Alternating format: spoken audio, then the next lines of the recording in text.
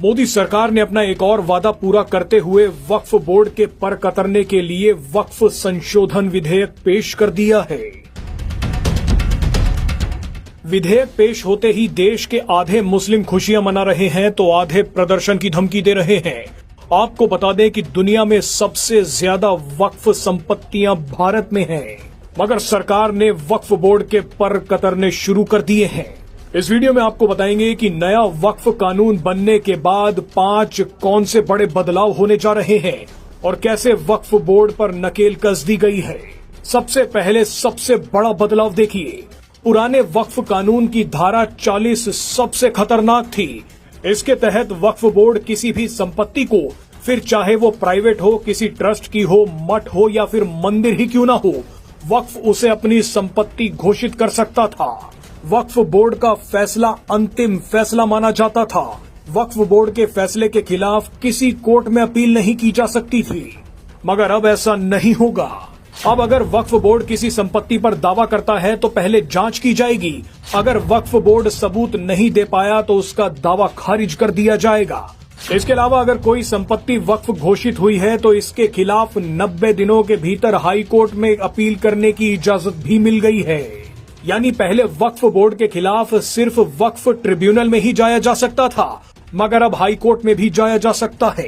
दूसरा बड़ा बदलाव ये है कि जिन लोगों ने हाल ही में धर्म परिवर्तन करके इस्लाम धर्म को अपनाया है, यानी जो लोग पिछले 5 सालों में नए नए मुस्लिम बने हैं, वो लोग अब वक्फ बोर्ड को अपनी संपत्ति दान नहीं कर पाएंगे।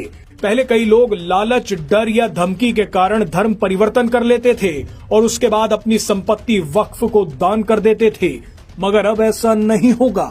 तीसरा बड़ा बदलाव यह है कि अब वक्फ अल औलाद के तहत महिलाओं को भी वक्फ की जमीन में उत्तराधिकारी माना जाएगा। इसका मतलब यह है कि जिस परिवार ने अपनी जमीन वक्फ अल औलाद में दान दे दी है, उस जमीन से होने वाली आमदनी सिर्फ उन परिवारों के पुरुषों को ही नहीं मिलेगी, बल्कि इस आमदनी में अब महिलाओं का भी हिस्सा होगा।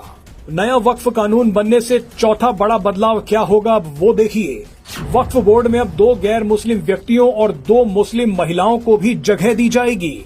इसके अलावा वक्फ बोर्ड में नियुक्त किए गए सांसद और पूर्व जजों का भी मुस्लिम होना जरूरी नहीं है। यानी वक्फ बोर्ड को सेक्युलर बनाया जा रहा है। सेक्युलर होने की ठेकेदारी अब सिर्फ हिंदुओं की नहीं है, वक्फ बोर्ड को भी अब सेक्युलर बनना होगा। राज्यों के वक्फ बोर्ड में भी अब 2 मुस्लिम महिलाएं और 2 गैर मुस्लिम सदस्य जरूर रखने होंगे। शिया, सुन्नी और पिछड़े मुसलमानों से भी एक सदस्य को इनमें रखना अनिवार्य होगा। यानी वक्फ बोर्ड में अब बोहरा और आगा खानी समुदाय से भी एक सदस्य होगा। ये 2 समुदाय वो हैं जिनकी जनसंख्या बहुत कम है, जो बाकी मुसलमानों से अलग होते हैं, अलग रहते हैं, क्योंकि ये ना तो 5 वक्त की नमाज पढ़ते हैं और ना ही ये लोग हज यात्रा पर जाते हैं। अब आप 5वां बड़ा बदलाव भी देख लीजिए। अब वक्फ में दी गई हर जमीन का ऑनलाइन पोर्टल पर डाटाबेस होगा। वक्फ बोर्ड अब इन संपत्तियों के बारे में किसी बात को छिपा नहीं पाएगा। किसी जमीन को किस व्यक्ति ने दान में दिया है, वो जमीन उसके पास कहां से आई, वक्फ बोर्ड को उससे कितने पैसों की आमदनी होती है, उस संपत्ति की देख रेख करने वाले मुतवल्ली को कितनी तनख्वाह मिलती है, ये सारी जानकारियां ऑनलाइन पोर्टल पर उपलब्ध करानी होंगी। इससे वक्फ बोर्ड के काम करने के तरीकों में पारदर्शिता आएगी।